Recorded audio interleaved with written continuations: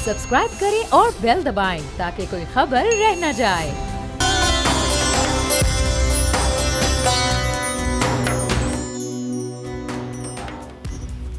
बिस्मिल्लाहिर्रहमानिर्रहीम। अस्सलाम वालेकुम पाकिस्तान, अस्सलाम वालेकुम ताला। रमज़ान मुबारक आपको बहुत बहुत। है रमजान स्पेशल में वेलकम करेंगे तमाम व्यूअर्स को और बड़ा स्पेशल शो आपने लाइनअप किया आज। वर्दा, मैंने सुना आप बहुत कुछ करने वाली हैं। आज मैं जहाँ पे हूँ वहाँ पे कुछ स्पेशल ना हो तो ये थोड़ी सी डाउटफुल बात हो जाती है, और ख़ास तौर पे रमज़ान की ये खुसूसी ट्रांसमिशन हो तो फिर तो हमें कुछ ना कुछ ख़ास लाजमी करना होता है।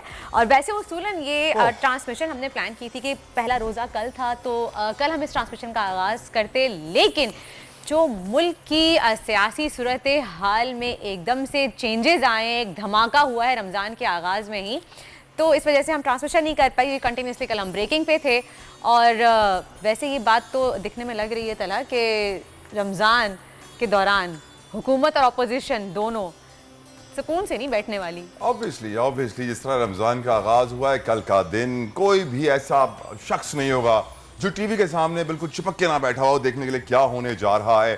कल कोई भी ऐसी महफिल नहीं थी दोस्तों की, यारों की, जहां पर टॉपिक ऑफ डिस्कशन यही ना हो कि पीटीआई वजीर आज़म इमरान खान क्या करने जा रहे हैं, पीटीआई क्या करने जा रही है, नून लीग क्या करेगी, पीपल्स पार्टी क्या करेगी, अदालतों से क्या फैसला आएगा, वकला बरादरी का क्या परसेप्शन नैरेटिव होगा। यही वो डिस्कशन है जो पूरे पाकिस्तान में चल रही है, ना सिर्फ पूरे पाकिस्तान में पूरी दुनिया में चल रही है। सब सर जोड़ के बैठ गए थे कि ये हुआ क्या है। एक तो सबसे पहले हम सब वेट करते रहे असेंबली के इजलास का, और जैसे इजलास शुरू हुआ और यूं चुटकी बजा के खत्म हुआ, सब ऐसा लगा कि हुआ क्या है। ये लिटरली मेरे साथ भी हुआ था। आपको और अपने व्यूअर्स को मैं समझाना चाहूँ कि हुआ क्या है। तो पाकिस्तान की तारीख में पहले भी कई मर्तबा हुआ है, लेकिन एक यूनिफॉर्म में, एक वर्दी में ऑफिसर ने किया। ये पहली बार ऐसा हुआ है कि सिविलियन लीडर ने ये काम किया है और सिविल सुप्रीमेसी आगे बढ़ी है। लेकिन उम्मीद और मेरी दुआ ये है कि पाकिस्तान के लिए इस रमज़ान में जो होने जा रहा है, इस हैपनिंग मंथ, सियासी महाज पे बहुत कुछ होने जा रहा है, अच्छा हो, पाकिस्तान का मुस्तकबिल बेहतर हो। हम सब रोज़े से मैं गुजारिश करूंगा तमाम उन लोगों से जो हमें वॉच कर रहे हैं, सब व्यू कर रहे हैं,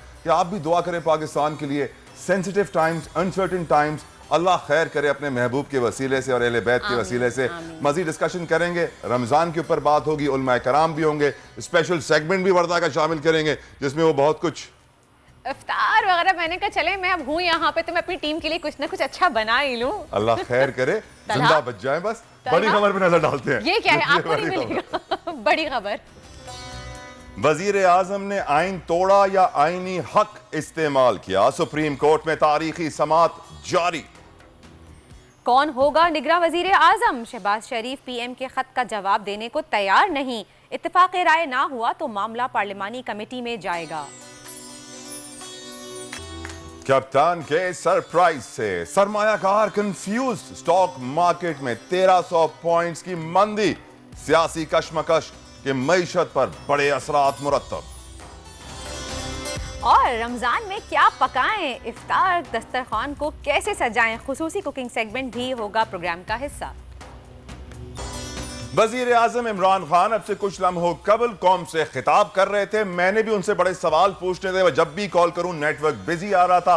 फिर मुझे शायद ये तासुर लगा, ये फीलिंग आई कि ये सवाल भी शायद रिकॉर्डेड हो सकते हैं, क्योंकि सारे चैनल्स दिखा भी नहीं रहे थे। पहले जब वजीर आजम वर्दा खिताब करते थे तो हर चैनल पर लाजिम होता था कि वो वजीर आजम पाकिस्तान को दिखाएं। लेकिन इस दफा वाज़ेह था कि अब हर कोई वजीर आजम नहीं मान रहा उनको। एग्जैक्टली मैं यही कहने वाली थी कि शायद अभी तक यही कंफ्यूजन चल रही है कि वजीर आजम हैं कि नहीं है। लेकिन अब तक ये बात तो है कि जब तक कोई और केयर टेकर वजीर आजम नहीं आ जाते तब तक तो इमरान खान ही है, उनको दिखाना भी चाहिए। मैं खुद चाह रही थी कि मैं कॉल करूँ, सीरियसली कुछ सवालात करूँ, उनसे कुछ जवाबात मांगूँ और उनसे कहूँ कि प्लीज कुछ देख लें, कुछ कर लें। लेकिन the $1 million question is who is going to be the next prime minister, especially caretaker setup में। अब तमाम तर लोग सर जोड़कर बैठ गए हैं कि caretaker setup, निगरां वजीर आजम कौन होगा, निगरां वजीर आला कौन होंगे, क्या सेटअप होगा, किस तरीके से काम किया जाएगा। क्योंकि अगर वे फॉरवर्ड का हम जिक्र करेंगे, पाकिस्तान किस तरह आगे बढ़ेगा, तो उसके लिए पहली चीज जो जरूरी है वो है निगरां सेटअप। क्योंकि गुज़िश्ता रोज शेख रशीद ने वाज़ेह कर दिया था कि 15 रोज तक इमरान खान वजीर आजम रहेंगे until the caretaker setup comes।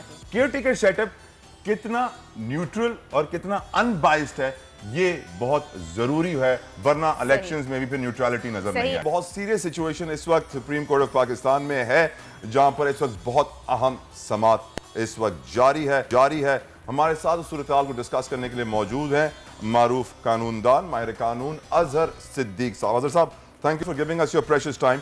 My first question from you is, आपकी क्या तवक्कुआत हैं, क्या उम्मीद आप कर रहे हैं, क्या रिलीफ मिलेगी अदालत से, किसको रिलीफ मिलेगी अदालत से? बहुत शुक्रिया जी। बुनियादी तौर पर तो बात एक ही है। कल भी आपके प्रोग्रामों में मैंने परसों भी एक बात कही थी कि यहाँ स्पीकर की रूलिंग जो है वो आला किसी भी अदालत में चैलेंज नहीं हो सकती, क्योंकि पार्लियामेंट में जो सुप्रीम है, अगर पार्लियामेंट की इस प्रोसीडिंग भी अदालतों में चैलेंज होने लगी तो फिर सुप्रीमेसी खत्म हो जाती है। आज वकला अदालत को मुतमिन नहीं कर सके, ना वो बता सके कि किस बुनियाद पर ये रूलिंग जो है वो अदालत में चैलेंज की जा सकती है। स्पीकर ने अपने इख्तियारात का इस्तेमाल किया है। आज रूल 37, 38, 39 पढ़ के अदालत को बताएगी। अदालत ने कहा कि यहाँ लीव देनी है, फिर डिस्कशन होनी है। तो ये डिस्कशन क्यों होनी है, लीव क्यों देनी है? अगर वो लीव रिफ्यूज कर दे तो ये यानी स्पीकर के इख्तियारात बड़े वाज़े तौर पर हैं। तो और अजहर साहब, अदालत में भी ये रिमार्क्स आए हैं, समाअत मुलतवी हो गई और अदालत से भी ये बात आई है कि डिप्टी स्पीकर ने स्पीकर के इख्तियारात का इस्तेमाल किया है। जी, आइन के तहत स्पीकर जो डिप्टी स्पीकर के इख्तियारात इस्तेमाल कर सकता है। और वैसे भी क्या हुआ था आपको पता होगा कि उनके अगेंस्ट इन्होंने वोट फॉर नो कॉन्फिडेंस लेकर आए थे। वोट ऑफ नो कॉन्फिडेंस बाकायदा फाइल किया गया था और वैसे और किसी ने एतराज वैसे भी डिप्टी स्पीकर के ऊपर उठाया नहीं है। जब डेफिनेशन देखी जाए, स्पीकर की डेफिनेशन में डिप्टी स्पीकर शामिल होता है और डिप्टी स्पीकर को पूरा इख्तियार है रूलिंग पास करने का। और इन इख्तियारात को इस्तेमाल करते हुए उन्होंने ये बाकायदा ऑर्डर रूलिंग पास की है। और सिर्फ इसी हद तक नहीं है, बल्कि रूलिंग का भी तज़किरा आया। फिर अदालत ने यह भी पूछा कि पार्लिमानी कमेटी में आप लोगों को बुलाया गया था, आप लोग गए क्यों नहीं वहां पर, इसका अंदाजा बताएं। और जो स्पीकर ने खास तौर पर कहा है कि नेशनल सिक्योरिटी का इशू है, नेशनल सिक्योरिटी काउंसिल की मीटिंग का जिक्र किया गया है और वो सारे मामला को सामने रखते स्पीकर क्या आइन की पाबंदी नहीं करेगा, आर्टिकल 5 का निफाज नहीं करेगा। स्पीकर ने अगर आइन का आर्टिकल 5 का निफाज किया है और सारी चीजों को रखकर पास किया है तो इसमें है क्या? वो कहते रहे कि जनाब हमारे 175 वोट हैं। अदालत ने कहा ठीक है, आपके अपने वोट अपनी जगह मौजूद हो, लेकिन सवाल ये है कि जब रूल्स में, कवानीन में ये लिखा हुआ है कि इजाजत देगा, फिर बात है डिस्कशन होगी, बहस होगी, तो इसमें बताया बहस क्यों नहीं हो सकी। उन्होंने कहा जी सिर्फ डायरेक्ट वोटिंग कर दी। फिर अदालत ने बताया कि 31 तारीख के इजलास में आप पढ़ के देख लें, वो लिखा हुआ था कि बुनियादी तौर पर आप उसके ऊपर डिस्कशन होनी है, तो आपने बहस खुद नहीं की है। तो ये मामले बाहर यही नजर आ रहा है कि ये दरखास्त जो है सुओ मोटो के लिया हुआ है, सुओ मोटो को डिस्पोज करना पड़ेगा। बाकी जो दरखास्तें सुप्रीम कोर्ट बार ने या किसी ने दी हैं वो काबिल अखराज लग रही हैं। यानी आप कह रहे हैं सुओ मोटो को डिस्पोज करना पड़ेगा, दैट मींस कि जो सारी रात भर सब लोग डिस्कस करते रहे अपनी फैमिलीज में, अपने दोस्तों के साथ, कि क्या तहरीक अदम एतमाद दोबारा आ सकती है जब असेंबलियां डिसॉल्व हो गई हैं? क्या ये सिचुएशन दोबारा क्रिएट होगी या फिर इलेक्शन की तैयारी करें आपकी नजर में? अजहर साहब, बड़ा जबरदस्त सवाल पैदा हुआ है कि ये 3 से 7 दिनों के अंदर इस पे वोटिंग होनी थी या बहस होनी थी, ये 8वें दिन हुई है। तो 8वें दिन का मतलब है वो खत्म हो गई है। 7 दिन जब पूरे हो गए हैं तो फिर आगे ये भी अदालत का सवाल था। उसमें बताने की कोशिश की, आइन के आर्टिकल 254 का सहारा लेने की कोशिश की गई, लेकिन सवाल बड़ा सीधा सा है कि ये नेगेटिव वर्ड्स में आया हुआ है 3 से लेकर 7 दिनों के अंदर। तो बज़ाहिर मैं तो यही कह सकता हूँ कि स्पीकर ने अगर इख्तियार इस्तेमाल किए हैं तो कहाँ गलत किए हैं, ये अदालत को सेटिस्फाई करना था उन्होंने। और एक दो जगह तो बल्कि मिसाल के तौर पर जब ये एक केस का जिक्र आया यूसुफ रज़ा गिलानी का, वो मेरा ही केस है, इसमें यूसुफ रज़ा गिलानी को नाअहल करवाया गया था कि उसमें भी तो स्पीकर की रूलिंग की बात कही गई थी और कहा था उसको देखा जा सकता है। फिर अदालत को बताया कि वो आइन के आर्टिकल 63(2) के तहत है और वो इख्तियार दिया है उसको कि वो अगर कोई सवाल ऐसा आ जाए डिस्क्वालिफिकेशन के हवाले से आए तो उसने वो देखना है। अगर वो नहीं देखता, वो जो कि एक डिटर्मिनेशन है, तो उसमें फिर स्पीकर को इख्तियार अपनी जगह मौजूद है। मगर ये 3 मेंबर जजमेंट थी, 5 मेंबर जजमेंट ये मौजूद है, जिसमें आला अदालतों ने भी रिसेंटली यूसुफ गिलानी का इस्लामाबाद हाई कोर्ट ने भी करार दे दिया बड़ा वजाहत के साथ कि स्पीकर की रूलिंग वो कोई मुदाखलत नहीं कर सकता है। ग्रेट, सही। अजहर साहब, एक और चीज आपसे पूछना जरूरी है। रमजान का मुबारक महीना है जिसके अंदर हम सब्र का और इस्तिकामत का मुजाहरा करते हैं। इस फैसले के लिए हमें कितना सब्र करना पड़ेगा आपकी नजर में? लाइन ड्रॉप हो गई है, ट्रैवल कर रहे थे, उम्मीद करते हैं कि कम सब्र करना पड़े क्योंकि सूरत हाल बड़ी संगीन है। जिस तरीके से सुओ मोटो हुआ, जिस तरीके से बात हो रही है, जिस तरीके से आज समाअत हुई, फिर अब मुलतवी हो गई है।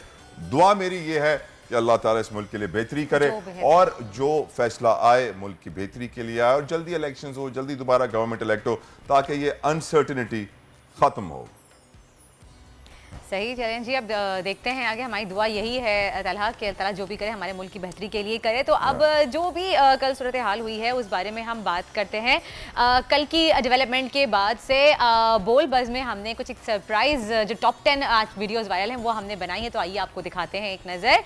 एक मुस्लिम लीग नून के रहनुमा ज़ुबैर और इमरान खान के साबिक मामून ख़ुसूसी बराए सियासी और राब्ता शहबाज गुल की एक वीडियो सामने आई है। शहबाज गिल कीजिए, देखिए आप देख सकते हैं, ये देखें। और ये बड़े कहके लगाए गए हैं। शहबाज अच्छा, गिल साहब बड़े मशहूर हैं, वो बड़े वो मस्तियां करते रहते हैं, कुछ ऐसे बयान भी देते रहते हैं कि वो हमेशा से खबरों की जीनत बनते रहे। आप देख सकते हैं। ये देखिए, अच्छा वो हाथ हंसी सुनिए, हंसी सुने। तो उन्होंने पूछा भी क्या है ना, क्या हाल है वगैरह, अब कैसे हैं, तो उस पे वो इतना कहका लगा रहे हैं। पर्सनली स्पीकिंग अगर मुझसे आप वर्दा पूछेंगे, शहबाज गिल बहुत ओवर हो रहे थे, ओवर रिएक्ट कर रहे थे, ओवर कॉन्फिडेंट हो रहे थे। He shouldn't have done that. थोड़ी सी मैच्योरिटी, बुर्दबारी का मुजाहरा उन्हें करना चाहिए था। बहुत बचकाना सी हरकत है। मुझे वो स्कूल की हरकत याद आ गई कि जब एक बच्चा भागते हुए गिरता है और दूसरा बच्चा एकदम से हंसना शुरू हो जाता है। इस उम्र पे आके हंसना नहीं चाहिए, उस बच्चे को हाथ देके उठाना चाहिए। मैच्योरिटी का मुजाहरा करें शहबाज गिल साहब, क्योंकि यकीनन आप प्राइम मिनिस्टर के स्पोक्समैन हैं, पीटीआई के स्पोक्स पर्सन है। ऐसी पोजीशन पे आके ऐसे हंसना it's very immature and very childish, not your calibre. कहने के लिए कुछ भी ना हो तो आखिर में इंसान हंसी से ही कवर अप करता है। सैडली बात तो ये है। आगे देखते हैं, अगली वीडियो दिखाते हैं। बहुत सारी वीडियोस हैं ये हमारे बोलबाज के सेगमेंट में। Let's see what we have next.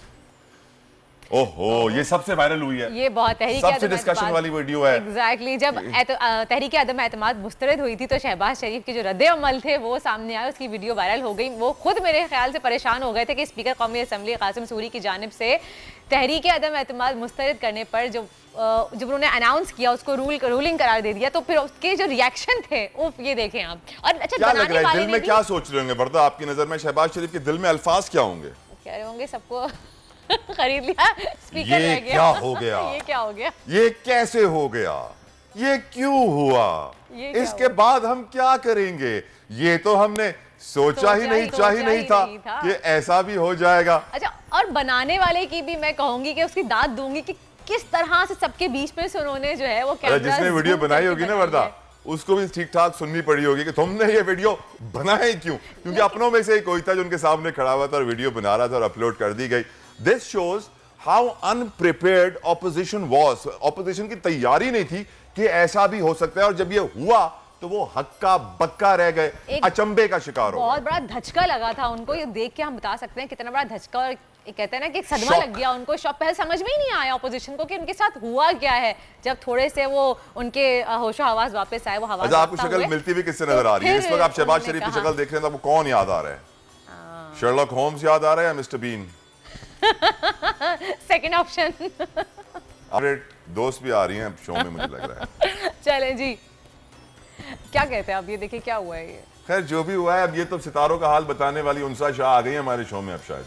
अब बात करेंगे उनसे। वैसे वो पिछले 2 हफ्ते से हम रेगुलरली उनको अपने साथ ले रहे हैं और उनसे बात भी करते हैं, और उन्होंने लास्ट टाइम कहा भी था कि जो हालात सूरत हाल चल रही है वो थोड़ी सी मुश्किल है खान साहब के लिए, लेकिन उन्होंने कहा था, साथ साथ उनका एक कार्ड भी निकला था जिसमें उन्होंने कहा था कि हालात उनकी फेवर में हो सकते हैं। तो आइए चेक करते हैं कि हमारे वो लाइन पे मौजूद हैं, तो उनसे बात करते हैं कि अब क्या सियासी सूरत हाल है, अब उनके कार्ड्स क्या कहते हैं। जी उनसा शाह, अस्सलाम वालेकुम। वालेकुम अस्सलाम, कैसे हैं आप सब? हम बिल्कुल ठीक है। उनसे आपको मिस कर रही हूँ, आप स्टूडियो में हमारे साथ नहीं है, वरना और मजीद आपसे बातचीत करती मैं। लेकिन बताइए क्या हुआ, ये क्या सूरत हाल है, क्या कहेंगी अब, क्या सितारों का हाल है सियासी मैदान को लेके? जी देखें, अभी देखें तो कार्ड्स भी मैं आपको शो करती जाती हूँ। पेज ऑफ पेंटिकल्स का कार्ड है, फिर 7 ऑफ कप्स का कार्ड है और नाइट ऑफ कप्स का कार्ड है। तो जैसे क्लियरिटी नहीं है, हर कोई कंफ्यूज नज़र आ रहा है। मुझे तो लगता है कि अपोजिशन की तरफ से भी कंफ्यूजन्स है, चाहे वो शो कर रहे हैं या नहीं कर रहे। अवाम भी कंफ्यूज नज़र आ रहे हैं जो करंट सिचुएशन चल रही है, और अदरवाइज चीज़ें जो हैं वो मूव होती रहेंगी, कोई स्टक सिचुएशन नहीं है।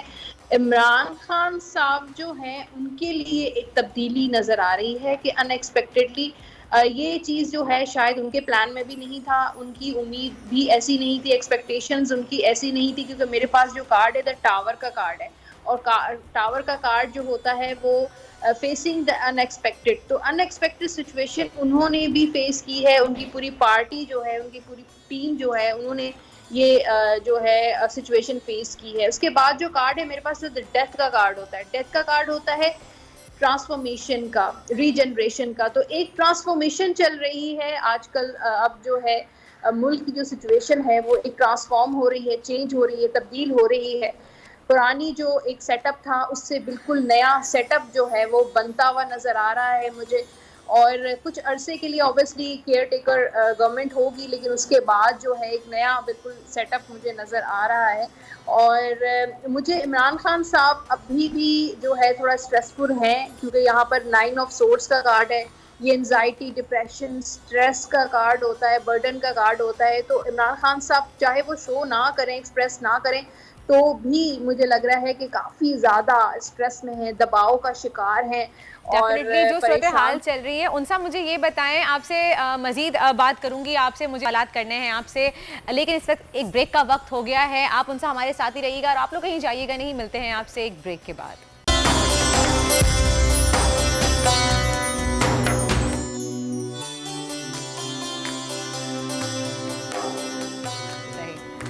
जी जनाब, welcome back after the break. आप देख रहे हैं दुनिया बोल है रमज़ान स्पेशल। और ब्रेक पे जाने से पहले उनसा शाह हमारे साथ लाइन पे मौजूद थी। उनसा शाह अभी भी हैं, उनसे मजीद और जानेंगे कि सियासी सूरत हाल के बारे में वो कुछ कहना भी चाह रही थी। मेरे भी कुछ सवालात थे, तो उनसा आप हमारे साथ हैं। हेलो, आवाज़ आ रही है आपको? जी बिल्कुल आ रही है। और मैं आपसे यही बात कर रही थी कि खान साहब के बारे में, इमरान खान साहब की काफ़ी सिचुएशन जो है वो स्ट्रेसफुल है। और उसके अलावा ये है कि इनको ना इस वक्त जो है ना मशवरे भी काफ़ी दिए जा रहे हैं। कुछ पॉजिटिव मशवरे दिए जा रहे हैं, कुछ नेगेटिव मशवरे दिए जा रहे हैं। तो इस वक्त बहुत सोच विचार चल रही है इनके पार्टी में। और स्पेशली जो खान साहब करीबी जिनके साथ ताल्लुकात हैं, उनके साथ जो है वो काफ़ी मामलात पे बातचीत चल रही है। लेकिन सारी चीज़ें जो सारे मामलात जो है वो इमरान खान साहब की फेवर में, जैसे कि लास्ट टाइम मैंने आपको कहा था कि पीटीआई को कोई नुकसान नहीं है और फेम जैसे मकबूलियत में इजाफा नजर आ रहा है। लेकिन लास्ट टाइम आपने कहा था ना उनसा कि जून खान साहब के लिए बहुत ज़्यादा डिफ़िकल्ट है और हुकूमत के लिए बहुत डिफ़िकल्ट है। अगर हुकूमत रही तो वो सरवाइव कर जाएगी जून के बाद, लेकिन अप्रैल से पहले ही अभी तो हुकूमत ख़त्म हो चुकी है, असेंबली रिजॉल्व हो चुकी है। नहीं, मैंने आपको जनवरी, फैब और मार्च, अप्रैल के जो 4 महीने वो काफ़ी डिफ़िकल्ट मैंने आपको बताए थे। 2 शोज़ मैंने किए साथ और दोनों में। हाँ, ये तो आपने कहा था। बिल्कुल बिल्कुल। तो आप देख सकती हैं अप्रैल का मंथ भी काफ़ी ज़्यादा चैलेंजिंग नज़र आ रहा है। खान साहब हो चाहे उनकी पार्टी हो, अपोजिशन के लिए बहुत ज़्यादा चीज़ें एक चेंज नज़र आ रहा है। और डेथ का कार्ड ये भी शो कर रहा है कि ट्रांसफॉर्मेशन चल रही है हमारी पाकिस्तान के लिए। तो खैर जो भी चीज़ें हैं, चैलेंजेस भी हैं, मुश्किलात भी हैं, लेकिन सबको फेस करते हुए नज़र आ रहे हैं। अच्छा, मुझे ये बताइए उनसा कि अभी जो इलेक्शन का सुनने में आ रहा है कि इलेक्शन होंगे डेफिनेटली, उसकी सूरत हाल क्या नज़र आती है आपको कि इलेक्शन कौन जीता हुआ नज़र आ रहा है आपको? अपोजिशन? वैसे हम अपोजिशन किसको कहें इस वक्त, अपोजिशन को या गवर्नमेंट को? वजीर आजम साहब आपको, नहीं खान साहब आपको जीतते हुए नजर आ रहे हैं कि दूसरी पार्टी? देखिए, ये न्यूज़ मैं ब्रेक नहीं करूंगी और मैं ये प्रेडिक्शन इतनी जल्दी नहीं करूंगी। अभी 3 मंथ्स हैं और अभी से अगर मैंने प्रेडिक्शन कर दी तो मज़ा नहीं आएगा। तो मुझे लगता है कि जो भी होगा पाकिस्तान की बेहतरी के लिए। कार्ड्स क्या कहते हैं? आपके कार्ड्स क्या कहते हैं? अभी मैं कार्ड्स निकाल ही नहीं रही। निकाल लेना, पता तो चले कि पाकिस्तान की बेहतरी के लिए आगे, जैसे आवाम चाह रही है कि पाकिस्तान की बेहतरी के लिए कुछ हो, इस तरह से कुछ होगा या आवाम मायूस होगी? देखिए, करंट सिचुएशन में आपको बता रही हूँ, नहीं मायूसी बिल्कुल भी नजर नहीं आ रही। यहाँ पे कार्ड बहुत जबरदस्त है, 9 ऑफ कप्स का कार्ड है और ये विश कम ट्रू का कार्ड भी होता है। मुझे लगता है कि जो भी फैसला होगा इलेक्शन के बाद, अवाम जो है उससे सैटिस्फाई इंशाल्लाह होगी। हमें उम्मीद रखनी चाहिए और जो वो फ्यूचर के लिए पॉजिटिव है। चलें जी, बहुत बहुत शुक्रिया उनसा, थैंक यू सो मच। हमारी दुआएं हैं और हमारी दुआ है कि आवाम जो है वो सेटिस्फाइड, जो कुछ भी हो आवाम की, पाकिस्तान की, मुल्क की बेहतरी के लिए हो। वैसे कल काफ़ी मीम्स भी देखने को मिली थी ना कि सुबह सुबह ट्वीट्स भी चल रही थी कि जब हम सुबह उठे थे तो आज आप सहरी जो है वो नए पाकिस्तान में करेंगे, इफ्तार पुराने पाकिस्तान में डिस्कस करेंगे। Warda, I'd like to discuss what Unsa Shah said. Unsa Shah, with all due respect, आपने बड़ी अच्छी अच्छी बातें कही, लेकिन ऑफ कोर्स टैरो कार्ड से मेरा यकीन नहीं है। लेकिन आपने जिन टैरो कार्ड्स का नाम लिया उसमें से एक टावर था, एक डेथ था, तो मेरी नज़र में टावर पे बहुत बड़ा जलसा होगा, और डेथ जो आप कह रही थी कि यकीनन ट्रांसफॉर्मेशन होगी, तो मेरी नज़र टावर के जलसे से कुछ बेहतरी आने वाली है। 9 ऑफ कप्स का आपने जिक्र किया, तो मेरी नज़र में शायद 9 लोग हैं जो चाय का कप पी रहे हैं, जिनके टेंटिकल्स और अपने पेंटिकल्स का जिक्र किया, तो वो हाथ पाँव उनके निकल रहे होंगे ऑक्टोपस की तरह, अल्लाह खैर करे। लेकिन सूरत हाल जो आपने डिफाइन की है, कुछ नहीं कहना चाहता मैं। आगे बढ़ते हैं, शामिल करेंगे कुछ बिजनेस न्यूज, और कल के डेवलपमेंट्स के बाद हमारी मार्केट से बड़ा प्रेशर क्रिएट हो गया, सरमायाकार डिसअपॉइंटेड हो गए, स्टॉक मार्केट में मंदी का रुझान आया, 1300 पॉइंट्स के KSE 100 इंडेक्स में गिरे हैं। मुदस्सिर इकबाल मेरे साथ मौजूद है उतार चढ़ाव सेगमेंट के लिए। मुदस्सिर, क्या अपडेट्स हैं स्टॉक मार्केट की आपके पास?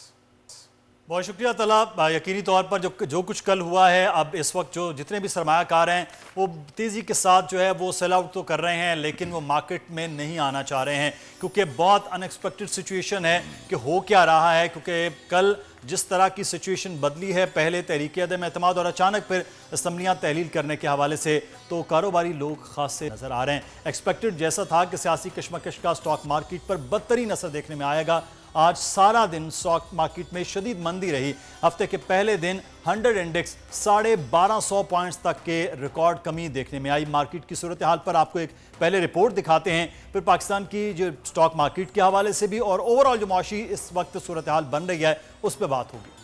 की सूरत हाल आपके सामने है, और यही अगर सूरत हाल और सिचुएशन रही तो जो हम बार बार बात कर रहे हैं कि जिन सेक्टर्स में बेहतरी जा रही थी इस दौरे हुकूमत में, जहां जहां रिलीफ दिया गया था हुकूमत की जानिब से, वो सेक्टर्स भी खास से अब खामोश नजर आ रहे हैं। तला एक दिन में ही स्टॉक मार्केट में इतनी तेजी के साथ 2 नफसियाती हद जो है वो नीचे आकर गिरी हैं, तो मुझे लग रहा है कि अगले 2-4 दिन अगर ये फैसला कुछ ना आया तो कुछ से कुछ हो सकता है मार्केट में। पॉलिटिकल अनसर्टिनिटी हमारी मार्केट के लिए बहुत खतरनाक होती है। मुदस्सिर, अगर आप हिस्ट्री देखें तो एक छोटा सा भी एहतजाज होता है ना, सिर्फ इस्लामाबाद में या कराची में, तो उसकी खबर जब चलती है तो मार्केट 400-500 पॉइंट्स गिर जाती है।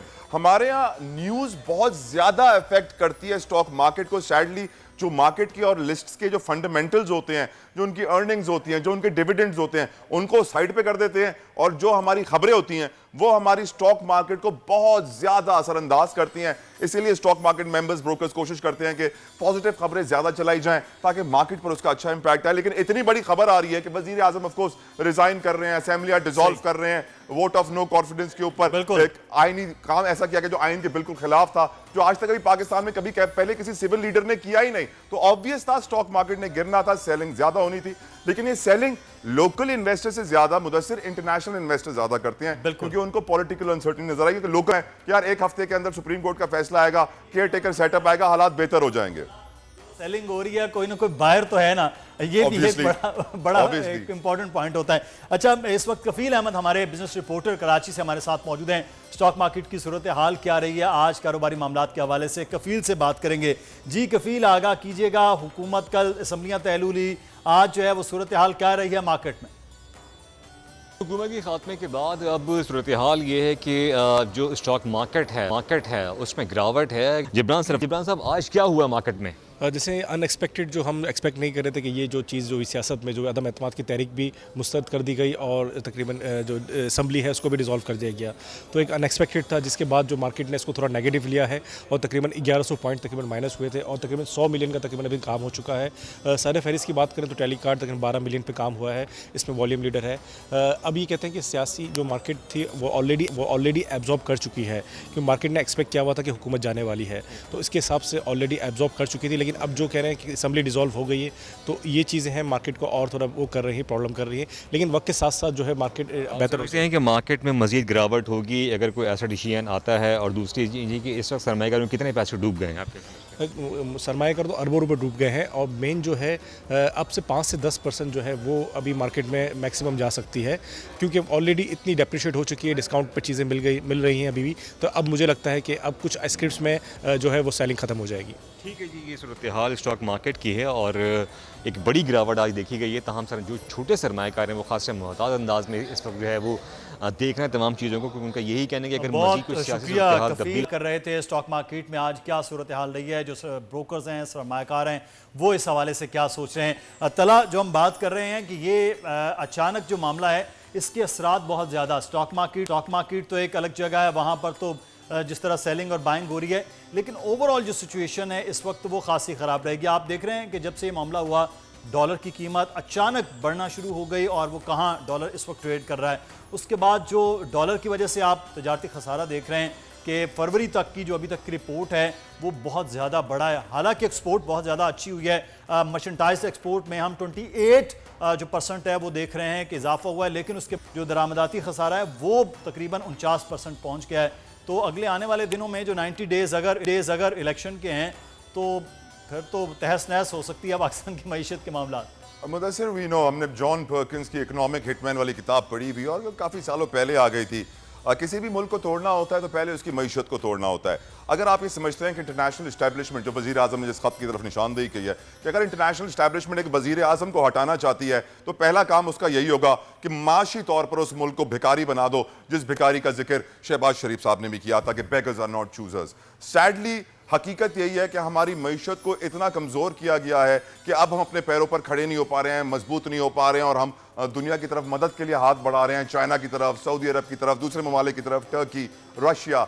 सैडली हमें सोचना चाहिए कि हम अपने पैरों पर कैसे खड़े होंगे। श्रीलंका के हालात देखकर हमें सोचना चाहिए कि कहीं ऐसे हालात हमारे यहाँ तो नहीं होंगे, कहीं हमारे यहाँ कर्फ्यू और पेट्रोल खत्म तो नहीं होगा।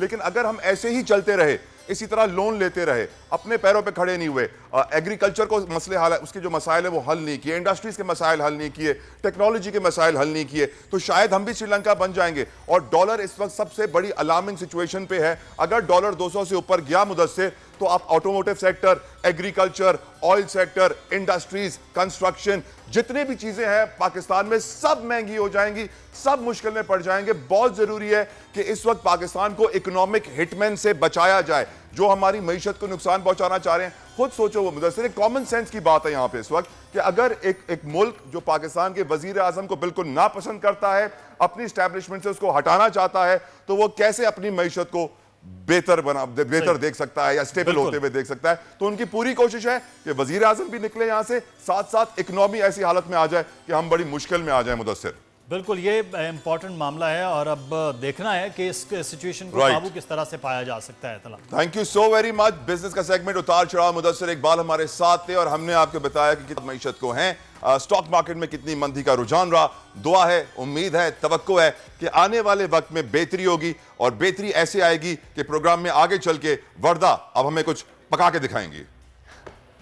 और मैं बिल्कुल पका के खिलाऊंगी कि कहते हैं कि जब आप स्ट्रेस में होते हैं या आप कंफ्यूज होते हैं तो खाना जो है वो आपको रिलैक्स करता है। तो लेकिन अभी तो हम नहीं खा सकते, लेकिन बेशक इफ्तार के बाद हम जरूर एंजॉय करेंगे। और आपको तो मैं नहीं खिलाऊंगी, आपको तो डाउट है ना मेरे खाने पे। ब्रेक लेते हैं, ब्रेक के बाद नात खाबी में ज्वाइन करेंगे। देखते रहिए, दुनिया पोल है। मदीने के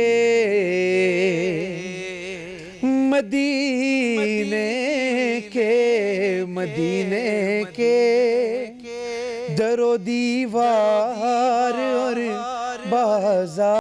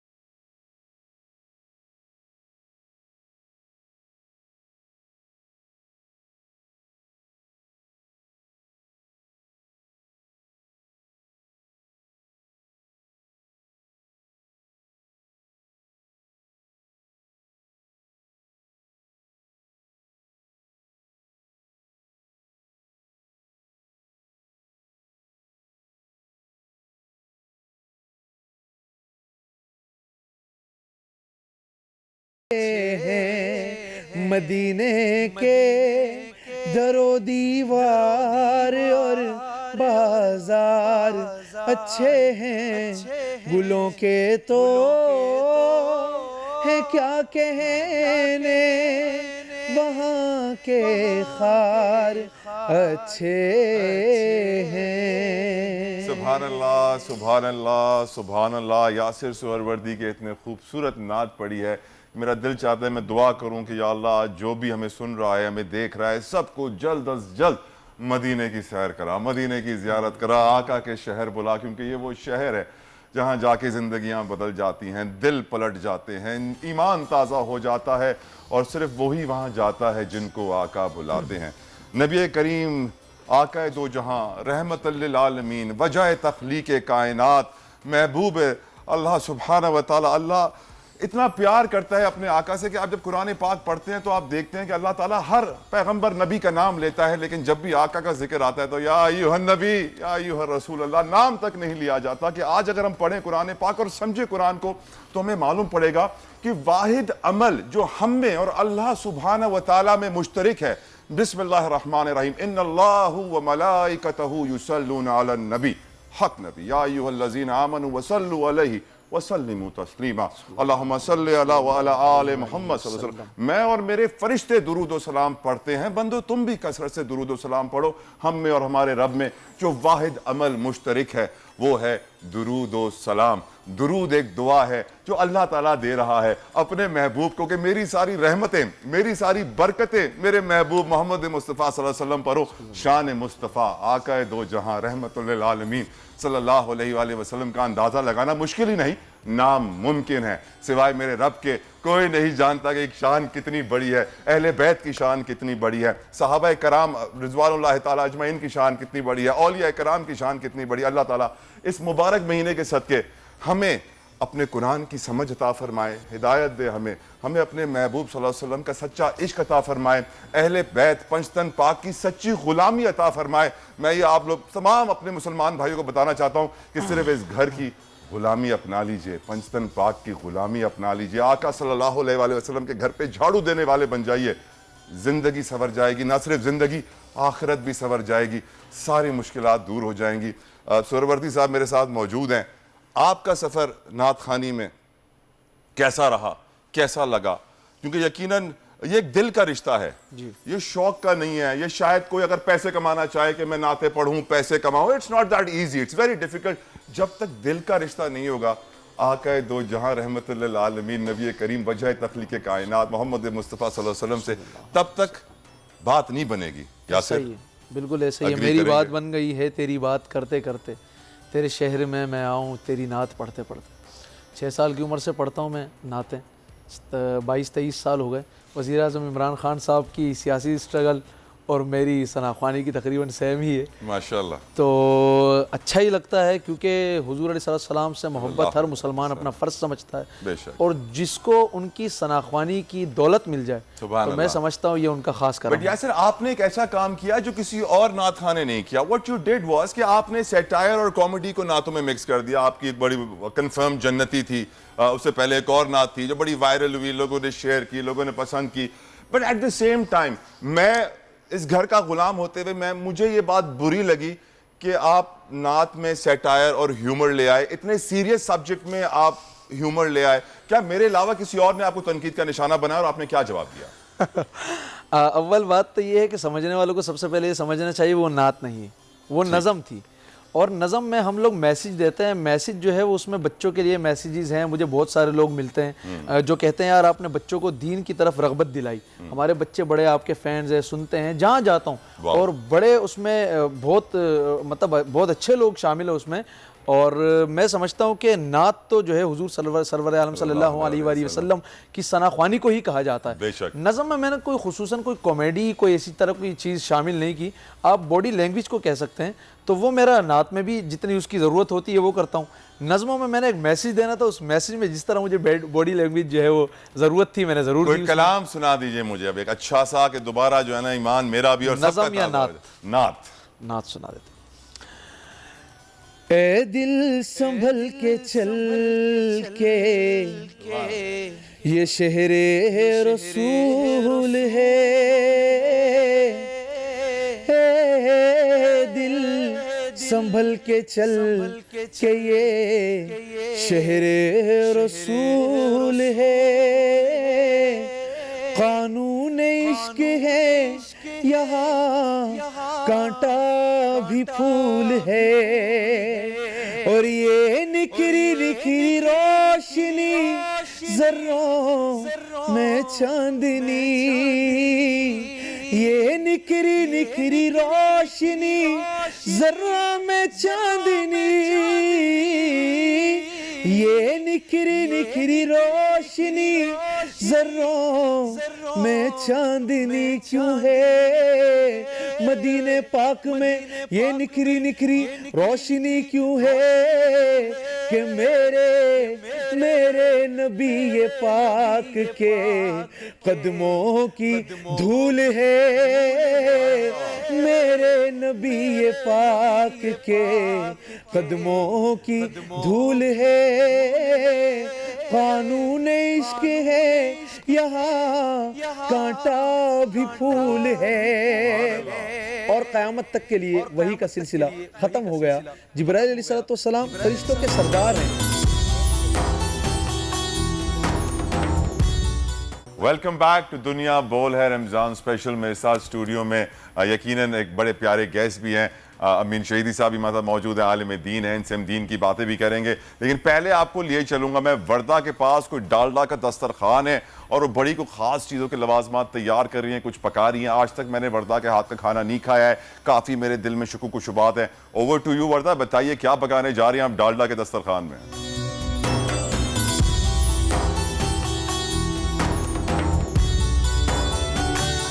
This segment is brought to you by Dalda लाया इस रमजान, ज्यादा बरकत ज्यादा बचत। डालडा।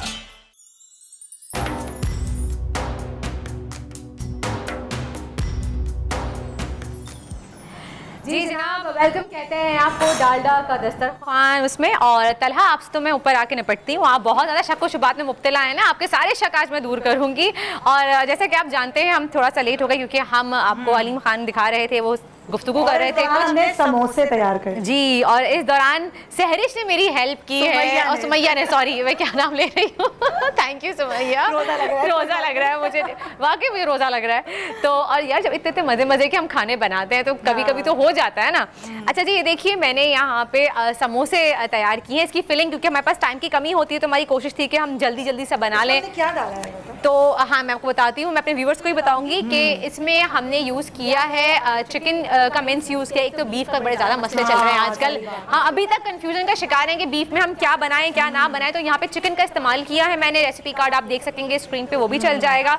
साथ साथ इसको फ्राई करने की तैयारी कर लेते हैं, अब मैं बताती भी रहूंगी आपको। इसको हम 1 बाइट समोसा कहेंगे, है ना, क्योंकि ये काफी स्मॉल साइज है। 1 बाइट समोसा इससे भी छोटा होता है। अच्छा, इससे भी छोटा होता है, लेकिन ये छोटा ही है। इससे भी छोटा होता है, वो इतना सा होता है, लेकिन ये आप कह सकते हैं एक नॉर्मल स्मॉल साइज समोसा है, क्योंकि इससे बड़े वाले जो समोसे होते हैं वो आलू के समोसे होते हैं, और घर में जो मांडा पट्टी से हम नॉर्मली बनाते हैं लंबी वाली, उससे तो आपको इतना थोड़ा सा इजीली इतने साइज का बन जाता है। लेकिन मुझे लगता है ये साइज बिल्कुल सही होता है, उससे बड़ा सारा मुश्किल हो जाता है। तो उसको फ्राइंग करें, नहीं मुश्किल नहीं, दूसरा थोड़ी बात ये वेस्ट बहुत होता है, क्योंकि हम इतना ज्यादा खा लेते हैं। सही बात है। में फिर हम कंफ्यूजन का शिकार रहते हैं कि खत्म हुआ नहीं हुआ, फिर वेस्ट भी होता है। अच्छा वर्दा, हम आज और क्या बनाएंगे? हम आज और बनाएंगे वॉफल फ्रूट चाट। ओके। वैसे तो ये हमारा कल का मेन्यू था, लेकिन कल हम नहीं आ सके थे, तो मैंने कहा कि शुरू के ही रमजान, इतनी हैपनिंग चल रही है मुल्क में, सियासत की बात में ऊपर जाके ठंडा ठंडा क्या पिलाएंगी ये बताएं आज, क्योंकि रोजा बहुत लग रहा है ना। आपको सब पिलाऊंगी, ठंडा भी पिलाऊंगी, मैं आपको फ्रूट चाट भी खिलाऊंगी, और लेकिन ट्विस्ट के साथ। ओके। समोसे भी तैयार हैं, तो सबसे पहले मैं आपको बताऊंगी समोसे हम फ्राई कर लेते हैं, ठीक है, फ्रूट चाट की तरफ आ जाएंगे। बिल्कुल सही है। हम कोई नॉर्मल फ्रूट चाट नहीं बना रहे हैं, हम बना रहे हैं वॉफल फ्रूट चाट। वाओ। इसमें हम बनाएंगे वॉफल और उसके ऊपर फ्रूट चाट सर्व करेंगे, लेकिन क्रीमी फ्रूट चाट। ओके। बहुत मजे की लगेगी, और ये क्रीम है हमारे पास। एग्जैक्टली। क्रीमी फ्रूट चाट की कुछ टिप्स एंड ट्रिक्स है, वो भी आपके साथ शेयर करेंगे, लेकिन फिलहाल चिकन समोसा फ्राई करने के लिए मैं यहाँ पे यूज करूंगी डालडा का कुकिंग ऑयल। डालडा का जो भरोसा है, 80 साल से हमारी माओं का और नानी दादियों का भरोसा है डालडा सही पे, बात है। क्योंकि और अक्सर आपके घर में भी होगा सुमैया, आपने जब हम भी देखा होगा, बहुत आपको याद खास तौर पे डालडा वो नाम है जिसपे आप आंख बंद करके खरीद लेते हैं। जी, भरोसा है, एतमाद है, और डालडा कभी भी अपनी क्वालिटी के साथ कॉम्प्रोमाइज़ नहीं करता। तो इसलिए शायद हमारी नानी दादी, हम बचपन से देखते आ रहे हैं, जब हमारी आंख खुली हमारे किचन में डालडा ही होता था। सही आपके बात। घर में भी होगा डेफिनेटली बिल्कुल, सुमैया, बिल्कुल। क्योंकि पहले नानियाँ दादियाँ हमारी जो है, या हमारी अम्मी हम कह लें, वो किसी भी खाने की चीज़ को लेके हमारी सेहत से कॉम्प्रोमाइज़ नहीं करती थी। और जहाँ पे सेहत की बात आती है वहाँ पे डालडा हमेशा हमारी फैमिली की फर्स्ट चॉइस होती है। इसको थोड़ा सा तेज कर दूं मैं? मैंने थोड़ा सा ऑयल डाल लूँ इसमें, ठीक है। फिर हम इसको तेज़ कर लेंगे कि सेफ्टी थोड़ा सा अगर हम ख्याल रखें तो वो ज़्यादा बेहतर है। चलें जी, इतना काफ़ी हो गया है। ये डालडा कुकिंग ऑयल मैंने इसमें ऐड किया है और इसको मैं यहाँ रख देती हूँ। अब जब तक ये गरम हो जाता है, हम आ जाते हैं वॉफल के मिक्सचर की तरफ। ठीक है, तो आपको क्या हेल्प करूं मैं? पास कीजिएगा, आप मुझे मैदा पास कीजिएगा। सबसे पहले हम वॉफल का बैटर बना लेते हैं। यहाँ पे 2 कप आप वॉफल का बैटर के लिए मैदा ले लीजिए। मैं अंदाजे से ले रही हूँ, आपके पास अगर मेजरिंग कप्स है तो आप वो उससे लीजिएगा। वैसे अगर हम लें तो कितना हो? 1 कप हो? 1 कप बहुत होगा? 2 कप मैंने कहा है कि आप 2 कप लें। ठीक है, डिपेंड करता है कि कितने नंबर ऑफ सर्विंग्स हैं आपकी। ठीक है। ये हो गया, और इसके साथ साथ मुझे आप शुगर पास कर दीजिए, सही है, बारीक वाली। बारीक वाली। चलें, अच्छा 2 जी। तरह की शुगर्स हैं हमारे पास। ये मुझे लग रहा है ये नमक है। आई ये थिंक नमक ये है। ये है आइसिंग शुगर, ये है हमारे पास। अच्छा जी, just a pinch of salt इसमें हम ऐड करेंगे, थोड़ा सा एक फ्लेवर को बैलेंस करने के लिए। आइसिंग शुगर है मेरे पास यहाँ पे। अगर आपके पास मोटी वाली चीनी है तो उसको आप छोटे स्पाइस मिक्सर में डाल के पीस लीजिएगा तो इजीली आइसिंग शुगर बन जाएगी, तो ये जल्दी डिज़ोल्व हो जाएगी इसमें। अच्छा, ये मैं डालूंगी अराउंड 2 टेबल स्पून। ये मैंने इसमें ऐड किया। बेकिंग पाउडर है वहाँ पे मेरे पास, वो दे दीजिएगा सुमैया। हाँ जी, ये बेकिंग पाउडर। अच्छा, इतना वो देखेंगी ना आप तो आपको उसका आइडिया हो जाएगा। टीस्पून बेकिंग पाउडर डाला इसमें हमने।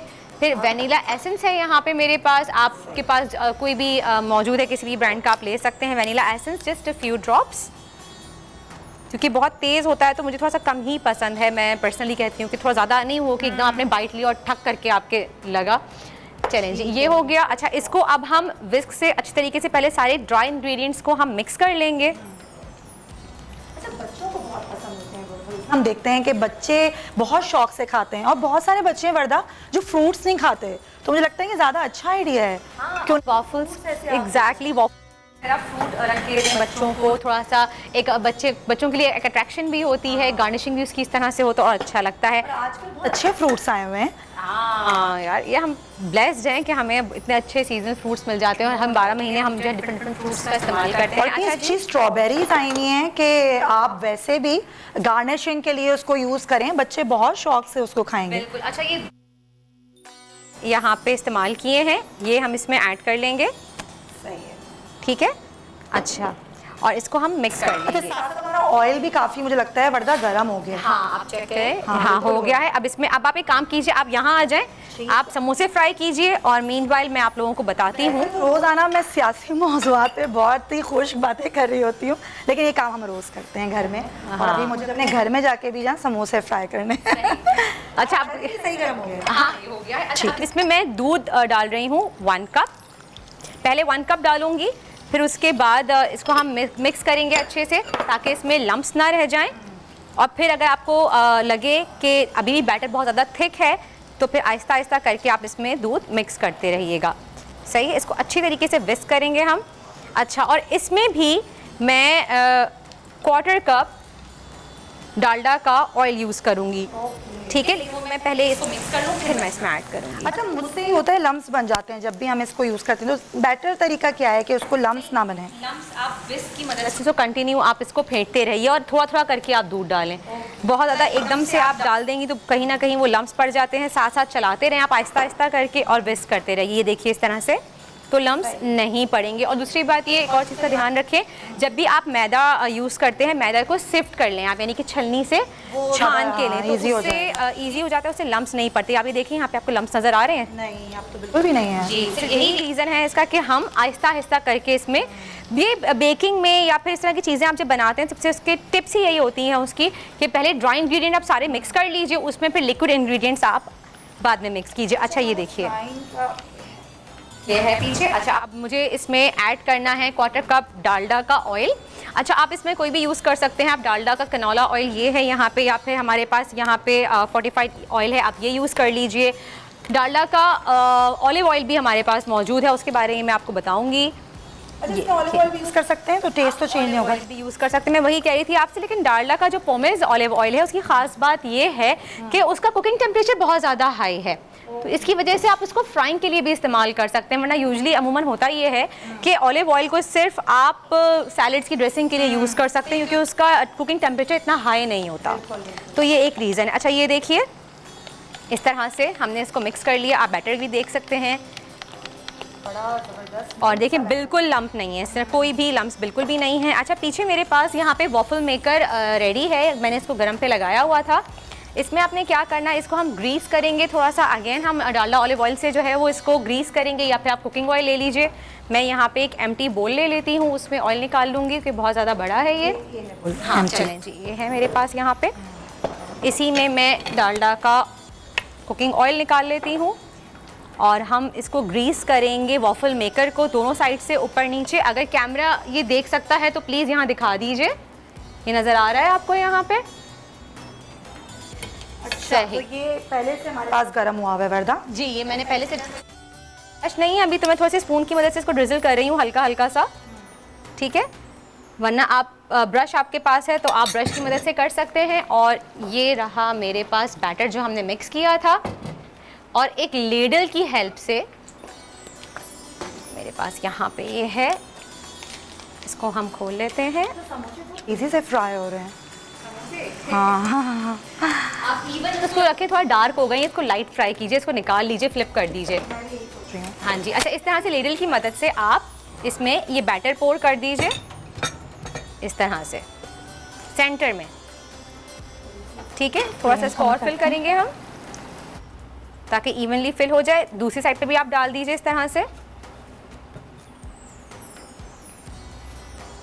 ऐसे, और इसको फिर हम बंद कर देंगे ताकि ये खुद ही राइज हो जाएगा लाइक दिस। अब ये खुद ही राइज हो जाएगा, और इसका मेरे पास जो है ये ऑटो है, और अगर आपके पास घर में दूसरा टेम्परेचर सेट करने वाला है तो आप वो भी यूज़ कर सकते हैं जिसमें आप कंफर्टेबल हों। अच्छा जी, अब बारी आती है क्रीमी फ्रूट चाट की। क्रीमी फ्रूट चाट में हम वॉफल्स के ऊपर उसको रखेंगे, टॉप करेंगे, बहुत ही मज़े की बनती है। अच्छा, आपको पसंद है सुमैया? मुझे फ्रूट चाट बहुत पसंद है, लेकिन क्रीमी नहीं। लेकिन जिस तरह से आप बता रही हैं ना, मुंह में पानी आ रहा है। डाइट की वजह से? डाइट करती हैं आप? नहीं, ये बात नहीं है। मैं कोई ख़ास डाइट नहीं करती हूँ, लेकिन बस वो क्रीम का कुछ पसंद नहीं है। लेकिन जिस तरह आप बता रही हैं ना, वो तो सोच के ही मुँह में पानी आ रहा है। सही, चलिए सुमैया, मुझे आप वो नीचे से एक बोल पास कर देंगी प्लीज़, वाइट वाला। मैं आपकी हेल्प कर दूँ। अच्छा जी, चलें जी, मैं दोबारा से आपको बता देती हूँ कि वॉफल जब तक बन रहे हैं, आप देखें कैमरा अगर दिखा सकता है तो प्लीज़ भाई आप ये दिखाएं। यहाँ पे देखिए राइज होना स्टार्ट हो गया है खुद से, ये देख रहे हैं आप, ये खुद से राइज होना स्टार्ट हो गया है। और अब वॉफल की मैं आपको दोबारा से रेसिपी बता दूं। वॉफल के लिए आपको चाहिए 2 कप मैदा, उसमें आप 2 अंडे इस्तेमाल कीजिए, 1 कप दूध, 1/4 टीस्पून बेकिंग पाउडर, और उसके अलावा रेसिपी कार्ड भी स्क्रीन पे चल रहा है, आप नोट डाउन कर सकते हैं या फिर पिक्चर क्लिक कर सकते हैं उसकी। और साथ ही जो भी सीजनल फ्रूट्स हमें चाहिए वो आप ले लीजिए। डालडा का कुकिंग ऑयल मैंने यूज़ किया है वॉफल्स में 1/4 कप, और साथ साथ हम जो भी सीजनल फ्रूट्स आपके पास मौजूद हैं, तरबूज है, खरबूजा है, पाइनएप्पल है, एप्पल्स है, बनानास हैं, वो ले लीजिए। क्रीम चाहिए हमें 200 ml जी, स्ट्रॉबेरीज भी ले सकते हैं, सीजनल फ्रूट्स अवेलेबल हैं, आप ले सकते हैं। स्क्रीन पर रेसिपी कार्ड आप देख सकते हैं। समोसों का भी रेसिपी कार्ड आ गया होगा, चिकन समोसों का, वो भी आप नोट डाउन कर लीजिए। और सुमैया समोसे फ्राई कर रही हैं। और अगर आप जानना चाहते हैं कि ये समोसे कितने मज़े के हैं तो ये आप पूछिएगा तलहा से, पूछिएगा, आप घर में खुद ट्राई कीजिएगा। मतलब कोई भरोसा नहीं है लगता है वर्दा आपकी कुकिंग पे। और तंग कर रहे हैं मुझे सुबह से। अच्छा, यहाँ पे मैं 200 ml क्रीम यूज़ कर रही हूँ। आप अच्छा, अक्सर लोग सवाल करते हैं कि हम फ्रेश क्रीम यूज़ कर लें, तो मैं फ्रूट्स के लिए कहूँगी फ्रेश क्रीम ना यूज़ करें, आप टेट्रा पैक की क्रीम यूज़ कीजिए। अच्छा, इसमें अब मैं आइसिंग शुगर ऐड करूँगी।